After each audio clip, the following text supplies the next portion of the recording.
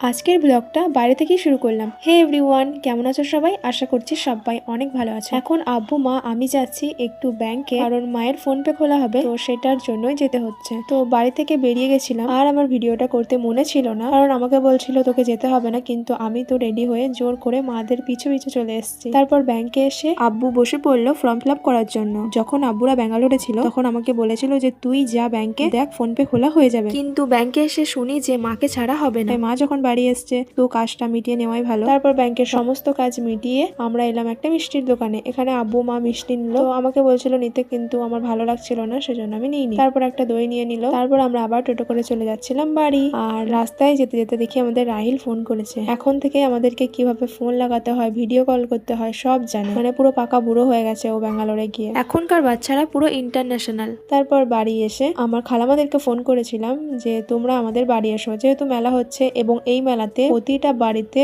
মেহমান আসে, মানে এমন কোনো বাড়ি নেই যে সেই বাড়িতে মেহমান নেই। তারপর আমি ভিডিওটা কোনো রকম কন্টিনিউ করতে পারিনি। খালামারা সন্ধ্যার দিকে চলে আসে। তারপর হালকা পাতলা নাস্তা করিয়ে মা চা, বিস্কিট, চানাচুর, চপ, সিঙ্গাড়া, নিমকি দিয়ে দেয়। এরপর আমরা চা খেয়ে যাবো মেলা দেখতে। তো চা খাওয়া কমপ্লিট করে এখন শাহিদা রেডি হচ্ছে মেলা যাওয়ার জন্য। তো চলো আমিও রেডি হয়ে যাই। তো আমি রেডি হয়ে গেছি এবং রেডি হতে হতে আমাকে সামাদ ফোন করেছিল। তোমরা হয়তো এই ব্লগারকে অনেকেই চিনবে, যেহেতু ফেমাস মানুষ। তো ওকেও আমি এই মেলাতে ইনভাইট করেছিলাম, কিন্তু ও আমাকে বলেছিল যে যেতে পারবো না, আমার কাজ পড়ে গেছে। তো ও যখন আমাকে ফোন করে যে কোথায় তুমি, আমি মেলাতে, আমি মানে বিশ্বাস করতে পারছিলাম না। তো তাড়াতাড়ি আমরা সবাই মিলে বাড়ি থেকে বেরিয়ে পড়লাম। তো আজকে আমি আমার ফ্যামিলির মানুষের সাথে মেলা যাচ্ছি। তো মেলাতে এসে আমার সব বান্ধবীদের সাথে দেখা হয়ে যায়। তো ওদেরকে নিয়ে আমি এখন সামাদের কাছে যাব। তো আমার সাথে আমার ভাইকে নিয়েছি এবং আমার দুটো বোন আর একটা ভাইয়ের ফ্রেন্ড। তো এসে দেখি যে ও এখানে বেলুন ফাটাচ্ছে বন্দুক নিয়ে। তো এখানে ও কি কি গিফট পেয়েছিল সেটাই আমাকে দেখাচ্ছিল। তারপর মানে আমি ওকে দেখে অবাক এবং অনেক খুশি হয়েছি। তারপর আমার ফ্যামিলির মানুষের সাথে ওকে দেখা করাই, দেন আমরা সবাই মিলে মেলা ঘুরি। কিছুক্ষণ ওর সাথে মেলা ঘোরার পর ও বললো যা তুই তোর ফ্যামিলির সাথে মেলা ঘুর। আমাকে টাটা করে দিল। তারপর আমি চলে এলাম আমার আব্বু মায়ের সাথে মেলা ঘুরতে। আর তারপরে দেখা হয়ে গেল এই লিটিল বেবিটার সাথে। হ্যাঁ, এই পোলাটারও গলসিতেই বাড়ি। তো আমার এগুলো সব ছোট ছোট বোন, ওদের সাথে আমার আবার মেলাতে দেখা হলো।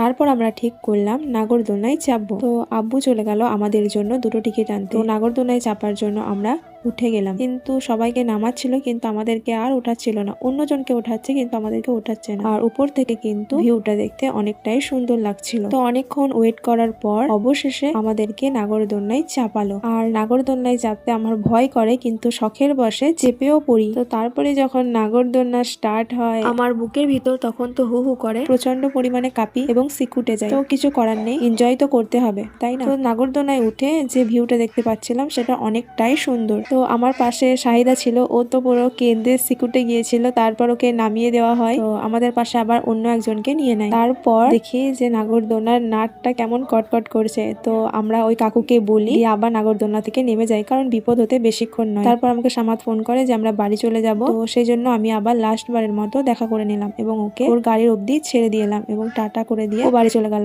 আর ও কিন্তু আমার জন্য এই চকলেট গুলো এনেছিল। তো থ্যাংক ইউ, তুমি যদি আমার ব্লগটা দেখো তোমাকে অনেক অনেক থ্যাংক ইউ। এবং তুমি যে এইভাবে আমাকে সারপ্রাইজ দেবে আমি কখনো আশা করি। মাদের কাছে যেতে যেতে আমার চকলেট গুলো পুরো হাফিস হয়ে গেল। ভাই একটা নিয়ে নিল, বলছে যে আমি তো অতক্ষণ সামাদের সাথে ছিলাম, মানে আমি তো মাদের কাছে চলে এসেছিলাম, কিন্তু আমার ভাই যতক্ষণ সামাদ ছিল ততক্ষণ সামাদের সাথেই ছিল। এবং মাদের কাছে এসে কিছু কেনাকাটা করলাম। তারপর এলাম ফুচকা খাওয়ার জন্য। তো কাকু আলু মাখছিল আর আমরা কিছুক্ষণ দাঁড়িয়ে দাঁড়িয়ে গল্প করছিলাম। তারপর হাতে পাতা পেয়ে গেলাম এবং প্রথম ফুচকাটা আমি আমার মাকে দিলাম। তারপর মা আমার ক্যামেরা ধরেছিল এবং আমি ভাবতেও পারিনি যে মা এত সুন্দরভাবে ভিডিওটা করে দিবে। তো থ্যাংক ইউ মা তোমাকে। তোমরাও একটা আমার পরিবারের মতো, তাই তোমাদেরকে আমি একটা কথা শেয়ার করছি।